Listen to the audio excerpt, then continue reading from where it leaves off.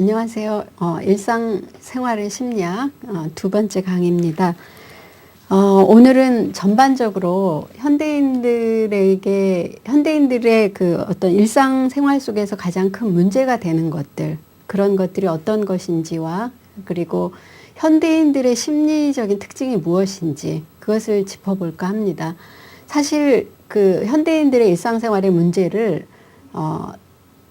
제가 전부 다 짚기는 물론 전부 다 짚어낼 수는 없다고 생각하지만 그 중에서 가장 큰 특징이 되는 것들, 현대인들을 괴롭히는 어떤 일상생활의 가장 큰 문제들을 먼저 짚어볼까 합니다. 현대인들의 일상생활 속에서 가장 문제가 되는 것 중에 하나는 우선 첫째는 시간의 강박관념이라고 할 수 있을 것 같습니다. 여러분들 시간에 굉장히 많이 쫓기는 기분 들지 않나요? 늘 아직은 학생들이시라 그런 생각이 안 드실지도 모르겠는데요. 그렇다면 잠은 늘 충분히 잔다고 생각이 드시는지요? 한 조사에 의하면 대부분의 미국 사람들은 완전히 깨어 있다는 것이 무엇인지 모르게 되었다, 이런 얘기들을 합니다. 조사에 의하면 세계적인 이제 수면 의학자인 윌리엄 디멘트의 현대인 진단에 나오는 인용된 얘기인데요. 발표에 따르면 18개 나라 조사 대상 회원국의 평균 수면 시간이 8시간 22분이라고 합니다. 그런데 여기에 비하면 한국인의 평균 수면 시간은 영유아를 포함해서 7시간 49분으로 가장 수면 시간이 짧다고 합니다. 우리나라 사람들이 잠을 덜 자고 그리고 굉장히 열심히 일에 쫓긴다는 뜻일 수도 있는데요. 앞에서 얘기한 대부분의 미국 사람들은 완전히 깨어 있다는 것이 무엇인지 모른다는 것은 항상 잠을 자도 잔 것 같지 않고 일어나도 개운하지 않고 이런 어떤 수면에 충분한 휴식의 부족감에 늘 시달린다는 것인데, 그나마 모든 세계적인 평균 시간을 봤을 때 우리나라는 그나마 수면 시간이 전체적으로 더 훨씬 짧기 때문에 우리나라 사람들이야말로 완전히 깨어 있다는 것이 무엇인지 모를 만큼 잠을 잤어도 잠을 충분히 잔 기분이 없고 깨어 있어도 잠을 잘 잤기 때문에 내가 맑은 정신으로 완전히 일할 수 있을 만큼 명징하게 깨어있다라는 느낌을 잘 못 받게 되는 거죠. 이렇게 항상 수면 시간에 충분히 자도 잔 것 같지 않은 느낌에 이런 모든 것이 사실은 시간에 대한 강박관념 때문에 비롯되지 않았나 생각됩니다. 시간이라는 것을 항상 우리는 소중히 써야 된다고 강조받고 시간은 금이다라고 예전부터 얘기되어지고, 그러니까 시간을 알차게 써야 된다라는 강박관념도 좋지만 분명히 필요한 생각이지만 그것이 지나쳐져서 저희 일상생활을 굉장히 억누르는 가장 큰 스트레스거리 중에 하나가 되다시피 한 게 지금 시간, 수면, 잠, 휴식 이런 것들이 아닌가 싶습니다. 여기서 여러분들이 그렇다면 자신의 평균적인 수면 시간을 한번 생각해 보도록 하세요.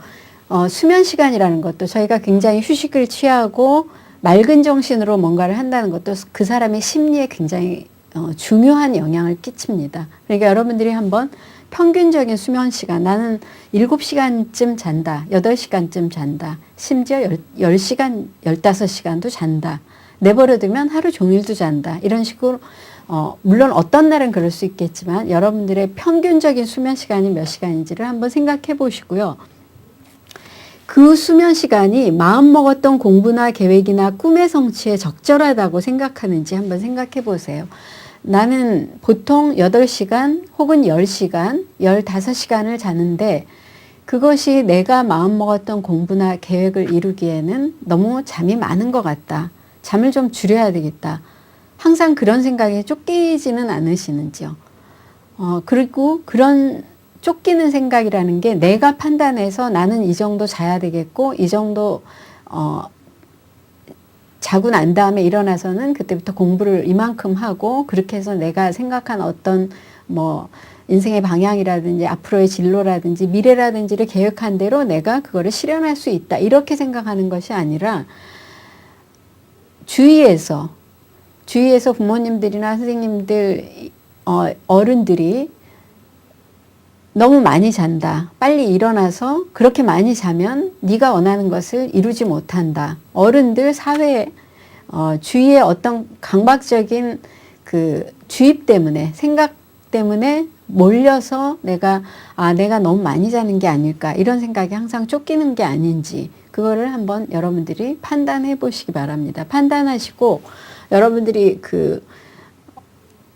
이 옆에다가 생각하는 여러분들의 수면 시간과 그 다음에 그것이 내가 생각하는 적절한 수면 시간과 사회적으로 적절하다라고 생각되는 수면 시간, 가령 저희들이 특수한 상황에서 수험생이다 그럴 경우에는 뭐 3당 5락 이런 말이 있어서 3시간 자면 붓고 5시간 자면 떨어진다 뭐 이런 오래된 얘기가 있는 어떤 그런 특수한 때도 물론 있을 수 있지만 평균적으로 내가 늘 일찍 일어나는 것 같고 내 체력이나 모든 여건에서는 내 생각에는 내가 적절한 시간을 자고 있는 것 같은데 주위에서는 여전히 나를 혹은 주위에서는 평균적으로 어떤 시간만큼은 수면 시간이라는 게 어떤 시간 정도밖 이상이 돼서는 안 된다라는 생각 때문에 내가 계속 어떤 스트레스를 받고 있지는 않은지를 한번 생각해 보시기 바랍니다.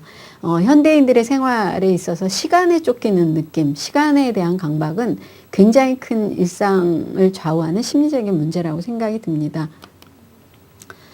그리고 그 다음에 이제 현대인들을 짓누르는 것 중에 하나가 바로 이 선택의 다양성이라고 할 수 있습니다. 사실 우리가 선택할 게 많다고 하면 굉장히 좋게 생각이 들죠.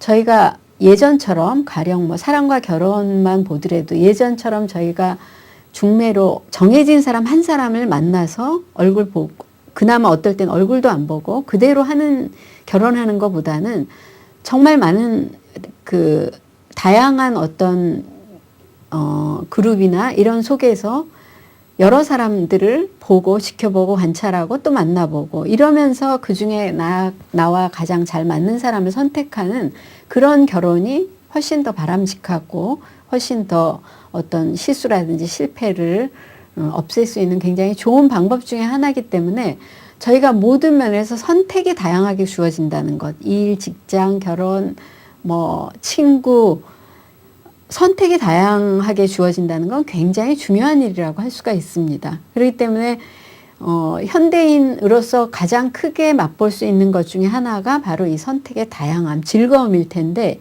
이것이 한편으로는 현대인들에게 굉장히 스트레스를 주는 또 고통거리가 되기도 합니다. 여러분들 동네에 있는 작은 마트와 그 다음에 대형 할인 매장을 갔을 때를 한번 생각을 해보세요. 여러분들은 물론 직접 여러분들이 살림을 하지 않는 학생들일 경우에는 뭐 대형 할인 매장을 간다라든지 이런 일이 좀 드물지는 모르겠지만 가령 백화점을 가서 옷을 한번 살 때 백화점을 가는 것과 그 다음에 동네에 있는 혹은 어떤 대학가에 있는 규모가 좀 작은 지역이 작은 그런 곳에 가서 이제 옷을 사는 걸 한번 여러분들이 비교를 해보세요.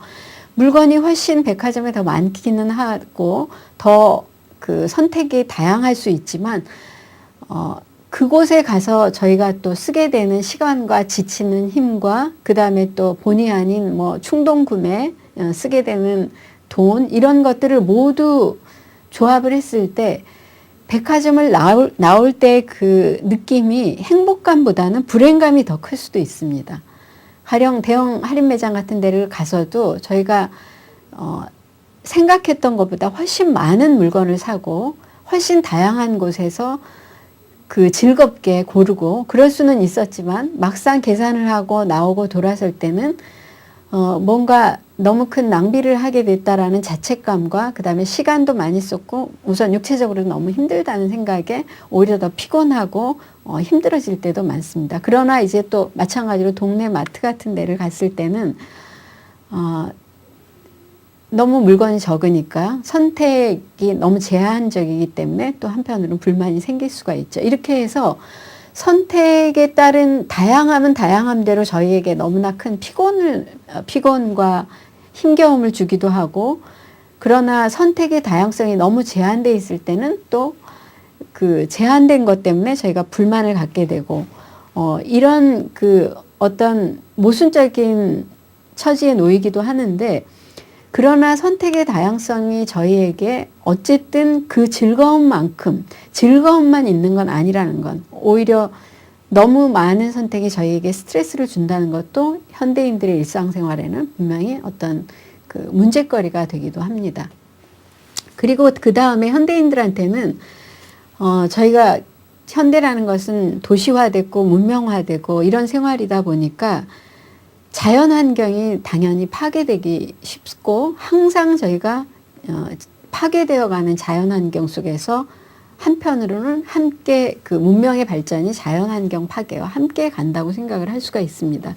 제가 여러분들 이 강의에 그 교재에 나오는 부분들을 여기 지금 보시면은 이렇게 작은 따옴표로 해놨는데, 페이지 수를 제가 이번에는 좀 빠뜨렸는데 다음부터는 페이지 수를 반드시 넣도록 하겠습니다. 자연의 치유력을 보시면 여러분들이 그 자연의 치유력에 대해서 나오는 거는 166페이지, 교재 166페이지를 나오면 거기 조금 더 구체적인 설명이 나옵니다.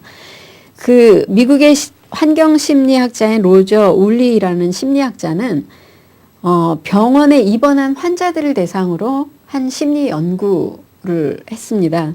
그 심리 연구는 환자들이 나무들이 보이는 병실인데 나무들이 보이는 병실에 입원한 환자들과 아무것도 없이 가로막힌 담이 보이는 병실에 입원한 환자들, 그렇게 두 그룹의 환자들을 대상으로 심리 조사를 했습니다. 그랬더니 환자들이 느끼는 통증의 정도라든지 회복 속도 같은 것이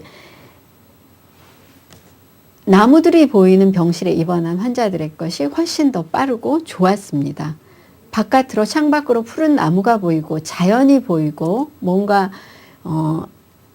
마음을 돌릴 수 있는 여유로운 그런 풍경이 보일 때 사람들의 그 치유력이 훨씬 더 빨라졌던 것입니다. 이것이 바로 자연이 갖는 그 본질적인 치유력이라는 것인데, 저희가 이 치유력이라는 것을 문명의 발전에 따라서 전부 다 잃어간다고, 굉장히 많이 잃어간다고 할 수가 있습니다. 사실 이렇기 때문에 보통 좋은 병원에 좋은 병실, 특실은 당연히 전망이 좋고 바깥으로 보이는 풍경이 좋은 그런 위치에 자리 잡기 마련입니다.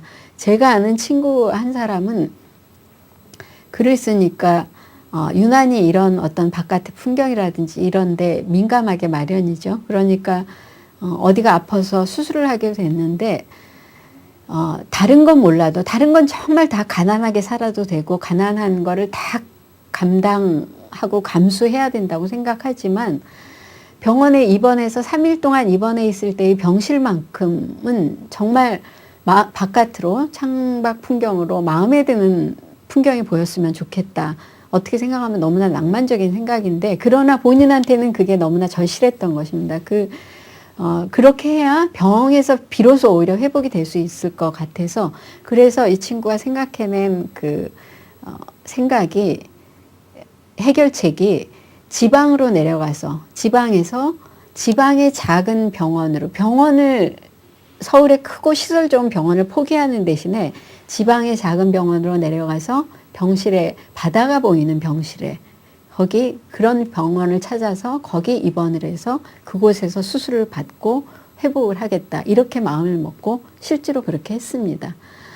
이것은 저희가 심리학자가 아니더라도, 심리를 연구하는 사람이 아니더라도 저절로 자연이 주는 치유력이 얼마나 크다는 것을 알고 있고, 본능적으로 알고 있고, 저희가 심리적으로 이게 늘 작동을 하기 때문에 저희가 자연의 치유력을 알아서 주말이면 어디 가능하면 자연이 있는 곳으로 놀러를 가려고 하고, 사는 것도 전원에 가서 사는 것을 꿈꾸기도 하는 것이겠죠. 그러나 그런 꿈과는 달리 현실은 항상 자연이 저희 주위에서 늘 파괴돼 가는 모습을 봐야 하는 이런 것이 현대에 들어서의 역시 큰 문제 중에 하나라고 할 수 있습니다. 그 다음에 현대인들에게 또 큰 문제가 되는 것 중에 하나는 인간을 지배하는 것은 만들기는 인간이 만들었지만, 그러나 인간이 지배하다기보다는 그 지배를 오히려 받는, 인간 아닌 물질과 그 물질의 축적과 소비, 이것이 현대인들에게는 가장 큰 문제 중에 하나라고 할 수 있습니다.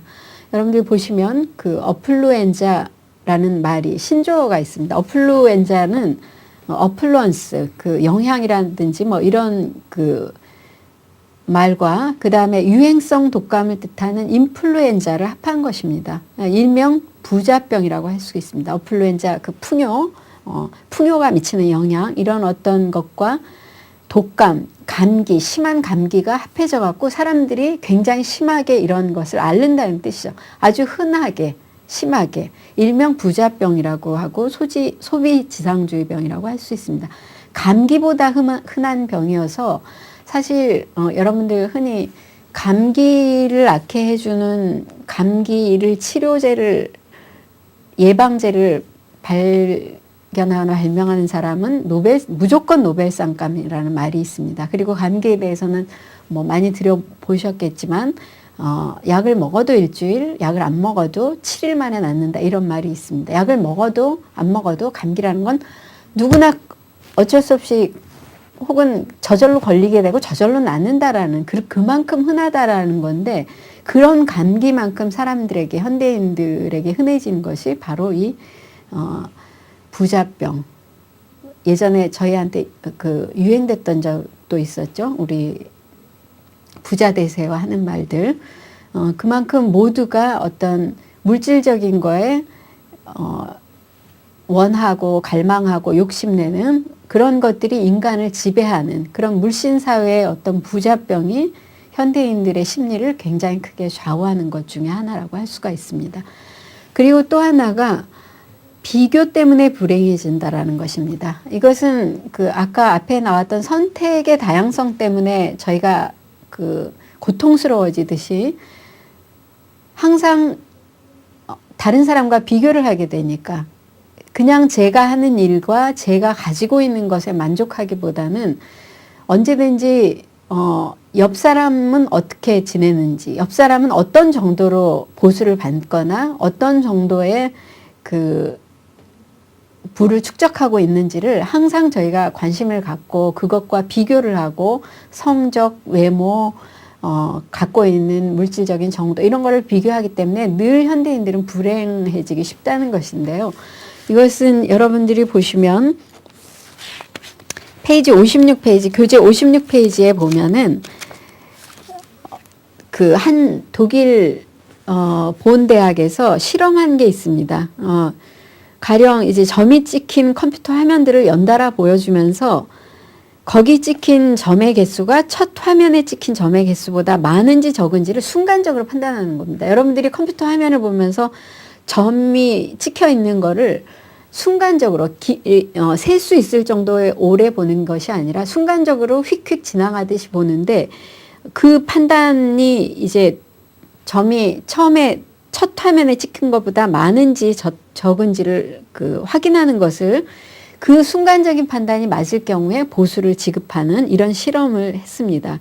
순간적인 판단을 잘해서 보수가 높아지면 당연히 더 열심히 하게 되겠죠. 나의 순간적인 판단이 굉장히 빠르고 정확하구나. 기분도 좋아질 거고요.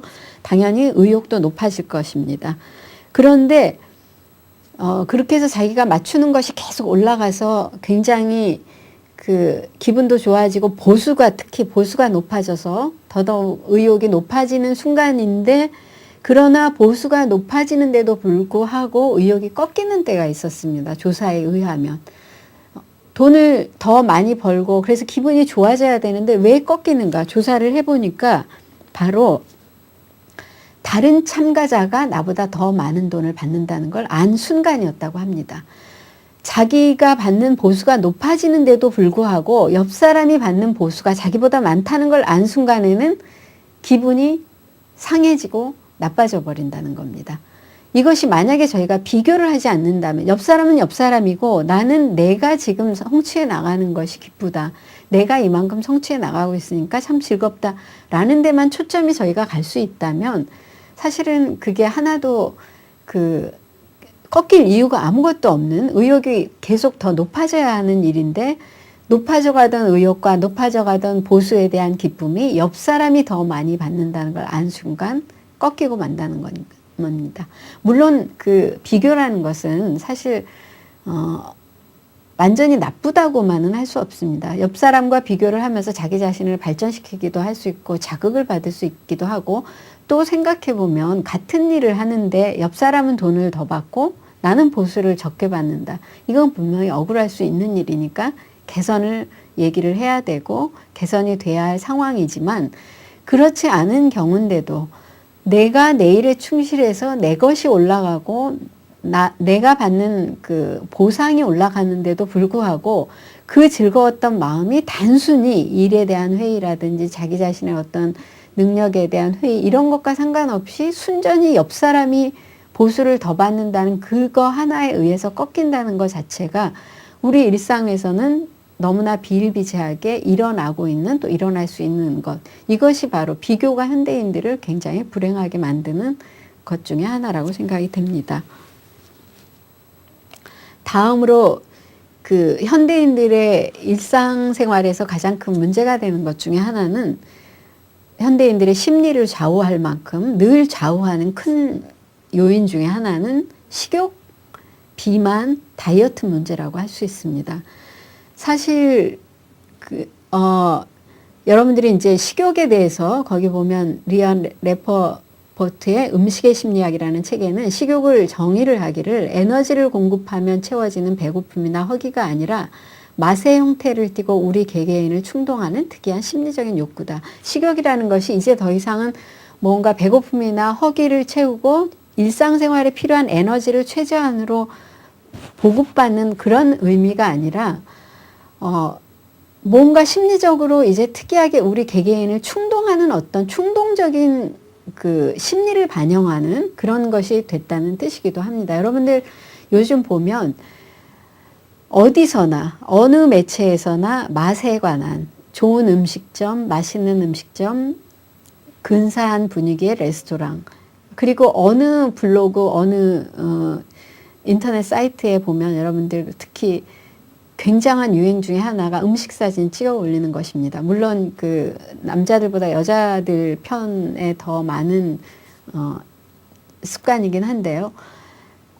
어느 곳에 어느 사이트에 제가 들어가 보나 그 사이트의 주인들이 항상 뭐 맛집 기행, 음식 이것에 관한 얘기를 거의 다 기본적으로 올리다시피 하지 않나 싶습니다. 그만큼, 그리고 텔레비전 프로그램이라든지 이런 데서도 굉장히 많이 그 맛집에 관한 어떤 정보와 보도와 음식에 관한 얘기를 하고 있죠. 그럴 만큼 우리나라가 이렇게 음식에 대해서 정말 많은 사람들이 모두가 음식 전문가가 될 만큼 음식에 대한 관심이 높아지는 반면에, 한편으로는 또 비만에 대한 그 자각이라든지 비만에 대한 걱정, 비만으로 인한 또 심리적인 그 문제들이 굉장히 많이 발생하고 있는 게 우리가 살아가고 있는 이 현대사회라고 할 수가 있습니다. 그래서 여러분들이 그 식욕에 관해서는 여러분들이 246페이지에 보면 식욕에 관한 또 다른 어떤 그 한 소설책에 보면 배고픔의 자서전이라는 아멜리 노통부의 소설을 보면은 한 섬나라에서는 식욕이라는 게 전혀 없습니다. 그러니까 그 겨우 자연히 모욕감을 느끼지 않을 정도로, 그러니까 뭔가를 따먹어준 이렇게 열매가 맺었으니까 그 열매를 맛있게 먹어주는 이 정도의 어떤 예의적인 차원에서의 식욕 외에는 너무 없기 때문에 이 사람들은 거의 식물적인 느낌으로 너무 평온하고 고요하게 살아갑니다. 그러나 한편으로는 이 식욕이 없기 때문에 다정다감하고 공손하고 공격적인 느낌이 없기는 하지만 한편으로는 무기력하고 아무 것에도 관심이 없는, 뭔가에 대한 추구가 빠져있는 인상이라는 이런 또 얘기가 있습니다. 그러니까 식욕이라는 게 양면성이 있어서 뭔가 분명히 저희가 채워야 되고, 그러나 그 채움이 알맞을 때는 저희를 굉장히 고요하고 그 공손하고 비공격적이고 온순한 이런 어떤 품성을 길러주는 것 같고, 그러나 한편으로 그게 과도해졌을 때는 굉장히 공격적이고 이런 성향을 저희한테 주는데 한편으로 너무 절제되면 무기력해지고 이런 뭔가 복합적인 양면성을 갖다 보니까 식욕이 저희 사람들의 심리를 굉장히 많이 좌우하는 것입니다. 그런데다가 이제 온 국민이 다 나는 살이 쪘다라고 생각할 만큼 그렇게 어떤 체중에 대한 강박관념, 그러면서도 한편으로는 비만 인구가 갈수록 늘어가는, 그래도 제가 생각하기에 우리나라의 비만 인구는 아직 그렇게 심각할까라고 저는 생각하는 게, 미국에서는 정말 너무나 많은 사람들이 체중이 좀 과하다 싶은 느낌을 길을 가다 보면 항상 갖게 되는 생각 중에 하나라, 우리나라에까지 그렇게 되면 안 되겠다라는 생각이 들 정도였는데요. 그럼에도 불구하고 우리나라는 어떤 비만 문제 이전에 다이어트, 체중, 특히 젊은 여성들의 어떤 체중에 대한 강박관념이 굉장히 심해지고 있고 굉장히 큰 문제가 아닐까, 보이지 않게 젊은 여성들의 심리를 강박적으로 좌우하는 큰 문제 중에 하나가 아닐까, 이런 생각이 듭니다. 그리고 이제 현대인들의 일상생활 속에서 드러나는 큰 심리적인 요인, 문제적인 요인 중에 하나는, 요즘은 사랑에 대해서 이제 여러분들이 현대인들의 사랑이라는 게 예전의 어떤 사랑이나 결혼의 형태와는 많이 달라져 간다는 건 여러분들도 다 이해하실 텐데요. 그럼에도 불구하고 한 조사에 의하면, 여러분들 보시면 이제 페루와 러셀의 연구에 의하면, 여러분들은 사랑이라는 단어를 듣고 어떤 무엇이 먼저 떠오르는지 한번 생각해 보세요. 사랑이라는 단어를 들으면 즉각 무엇이 떠오르는지.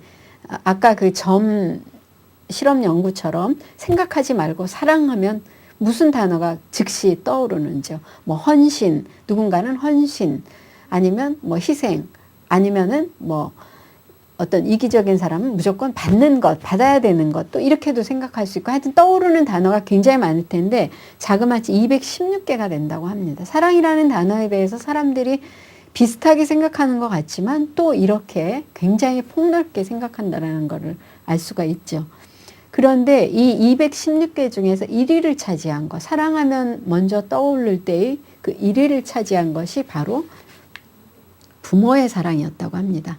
무조건적인 사랑, 부모의 사랑이라는 건 저희가 흔히 얘기하기를 이제 내리사랑, 무조건적인 사랑, 아낌없이 주는 사랑, 뭐 이유나 조건을 토달지 않는 사랑, 이런 거죠. 그런데 사랑이라는 단어를 듣고 이런 단어를 생각한다는 거는, 물론 그만큼 부모님의 사랑이 그만큼 큰 사랑에 있어서 정말 순수하고 진실되고 가장 사랑에 바람직한 형태이기 때문에 이럴 수도 있습니다. 그러나 한편으로 생각하면 요즘 사람들이 생각하는 사랑이라는 것은 부모님 같이 헌신적인 사랑을 받는 것.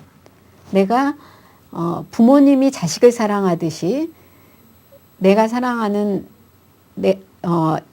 연인이나 내가 지금 만나고 있는 연인이나 아니면 아내나 남편이나 상대방이 나를 부모처럼 사랑해 주는 거. 이거를 바란다는 것입니다. 이것이 현대인들에게는 저희가 그냥 편리하게 이기적이다, 현대인들은 굉장히 이기적이다, 이렇게 얘기를 하는데, 사실은 이런 심리적인 조사에 의하면 구체적으로 이렇게 드러나는 것이 216개의 사랑하면 즉시 떠오르는 얘기 중에서, 그러나 그 중에 가장 많이 떠오르는 것이 부모의 사랑이라는 게, 부모의 사랑이 그만큼 어떤 바람직한 형태의 원형이어서이기도 하지만, 한편으로는 그만큼 사람들이, 한편에서는 현대인들이 무조건적인 사랑을 받기를 갈망한다는 것. 그러나 본인들이 부모가 될 생각이 있는지는, 본인들이 누구에게나 이렇게 무조건적인 사랑을 주거나 베풀 의도가 있는지는 그거는 또 별개의 문제죠. 받으려고 한다는 것. 어떤 이런 데서 모두가 받으려고만 하는 갈망과 결핍이 크기 때문에 현대인들의 심리적인 문제가 갈수록 커지지 않나, 이런 생각이 듭니다. 그리고 이제 그런 어떤 이렇게 문제가 될 만한 현대인들의 일상을 크게 좌우하는 여러 가지 일상적인 문제들이 현대인들의 심리에 어떻게 이제 반영이 되는지를 보면 현대인들이 그런 어떤 심리적인 문제들을 계속 본인 안에 마음속에 이제 품어오고 일상생활에서 그게 문제가 되기 시작하면서 바로 저희가 그 앞에 시간에 얘기했듯이 심리학이라는 게 더 이상 이상 심리를 가진 사람들만의 심리 연구 대상이거나 심리학이 아니구나 이렇게 생각을 해서 이게 이제 현대인들 모두가 받아들이는 그다음에 관심 있어 하는 그런 학문이 됐죠. 그런 의미에서 여기도 나오지만 현대 심리학의 연구 대상은 이제 더 이상 이상 심리만이 아닌 것입니다. 현대 심리학의 연구 대상은 나 자신부터 바로 우리 모두라고 할 수가 있습니다. 그런 그 증거의 하나로 여러분들 거기 보시면 나도 모르는 내 마음이라는 이제 소제목을 보시면 정신과 전문의인 송영석 씨의 그 위험한 심리학이라는 책에 나오는 사례인데요. 면담할 때 보면 당신은 당신의 성격을 어떻게 생각합니까? 이렇게 물으면 남자들 10명 중에 9명은 본인을 설명하기를 나는 평소에는 굉장히 차분한 편인데 욱하는 성격이 좀 있습니다. 좀 욱하는 게 내 문제입니다. 이렇게 얘기하고 여자 10명 중에 9명은 나는 친한 사람들 사이에서는 꽤 활발하고 말도 잘하고 적극적인 편인데 원래는 굉장히 내성적인 성격입니다. 이렇게 대답한다고 합니다. 이 얘기는 무슨 뜻이냐면은 본인 안에 뭔가 나도 모르는 내가 있고 자신이 자신을 판단하는 것과 실제 자신이 굉장히 거리감이 때때로는 있다는 것입니다. 그리고 여러분들 10명 중에 9명이 저희가 이렇게 사람들을 만나보면은 10명 중에 9명의 성격이 똑같지는 않습니다. 다 10명 중에 어떨 때는 10명이 다 다르기도 하고 물론 그 10명 중에서 굳이 공통점을 찾으면 그 10명이 다 비슷하기도 하지만 사람들이라는 게 10명 중에 9명이 다 똑같지 않은데 이렇게 10명 중에 9명이 다 본인을 설명하기를 차분한 편인데 가끔씩 욱한다. 나는 친하게 지내는 사람들 사이에서는 활발하고 재밌는 얘기도 잘하는데 원래는 좀 내성적이다. 이렇게 얘기한다는 거는 본인들이 자신을 정확히 알지 않고 있거나 다른 어떤 일반적인 판단에다 자신을 맞춰서 그렇게 얘기하고 이해하고 있거나 이해하려고 노력한다는 뜻이기도 합니다. 그러니까 본인들이 모르는 본인 심리가 굉장히 많다고 할 수가 있죠. 그런 것은 밑에서 보면 여러분들 그 사람은 다 이상 심리의 소유자라는 이런 그 제목의 설명글에서 볼 수 있을 텐데요. 그 다중인격의 심리학이라는 그 항목을 좀 자세히 보도록 하겠습니다. 다중인격의 심리학은 어떤 사람이 여러분들 쇼핑몰이나 이런 데서 이제 물건을 주문하려고 전화를 하면은 거기서 텔레마케터 분들이 이제 응대를 하잖아요. 그런데 응대를 할 때, 어떤 경우에, 미국에서의 얘기는 하지만 어떤 경우에 본인 이름을, 저는 카렌입니다. 이렇게 해서 본인을 카렌이라고 했다가 또 어떨 때는 그 다음날 똑같은 사람인데, 저는 제인입니다. 이렇게 얘기를 하는 거를, 어떤 그 심리학자가 알게 됐습니다. 그런데 그게 왜 그러냐면은 텔레마케터들은 그날 본인이 앉는 책상에 본인의 일종의 가명이죠. 그게 붙여져 있다고 해요. 그러니까 오늘은 이름을 카렌으로 응대를 하고 내일은 제인으로 내가 앉은 책상에 제인이라는 이름이 붙어 있는 거죠. 그럼 나는 이제 그날부터 제인이 되는 거죠. 그거는 아마 텔레마케팅의 여러 가지 필요성에 의해서 아마 그렇게 되는 것일 텐데 그런데 사실은 사람의 심리에도 바로 그런 심리가 있어서 어느 날은 내가 제인이었다가 어느 날은 제가 김경미였다가 어느 날은 또 전혀 다른 김경아였다가 또 어느 날은 박미진이었다가 이런 식으로 전혀 다른 사람이 내 안에 여러 명이 들어있는 거. 그래서 어떨 때는 내가 전혀 나 같지 않은 행동을 하게 되고 나도 이해를 못 하겠고 그러면서 또 한편으로는 어느 게 정확히 나인지 나 자신이 도대체 어떤 사람인지를 본인도 혼란이 오거나 알 수가 없어지는 이런 그 상태에 이르기도 합니다. 이렇게 어떤 현대인의 심리라는 게 사실은 처음에 심리학이라는 게 이상 심리를 연구하려고 시작이 됐지만 더 발전을 하면서 들여다보니까 사람들은 전부 다 어떤 면에서는 이상 심리를 소유하고 있는 이상 심리의 소유자들이라고 할 수 있다는 결론에 이른 겁니다. 그렇기 때문에 심리학, 저희가 일상생활에서 어떤 심리를 생각하고 연구하고 관심을 갖는다는 것은 결국 자기 마음에 든 굉장히 다양한 심리를 이해하려고 애쓰고 그것을 들여다보고 이런 일 중에 하나라고 할 수가 있습니다. 그리고 여러분들이 이제 현대인들을 위해서, 현대인들의 심리에서 정말 중요한 것은 나를 위해서는 내 심리를 보다 잘 알고 내 심리적인 요인을 많은 부분을 해결하기 위해서는 나와 그 다음에 주위 사람들의 관계, 주위 사람들이 어떤 사람인가도 굉장히 중요하다고 할 수 있습니다. 거기 보시면 이제 행가래 심리학이라는 게 있는데, 여러분들 한번 주위 사람들이 나를, 아마 저희가 살아가면서 뭐 농구 선수라든지 운동 선수라든지 아니면 주로 운동 선수들이겠죠. 그런 경우 외에는 사실 누구한테로부터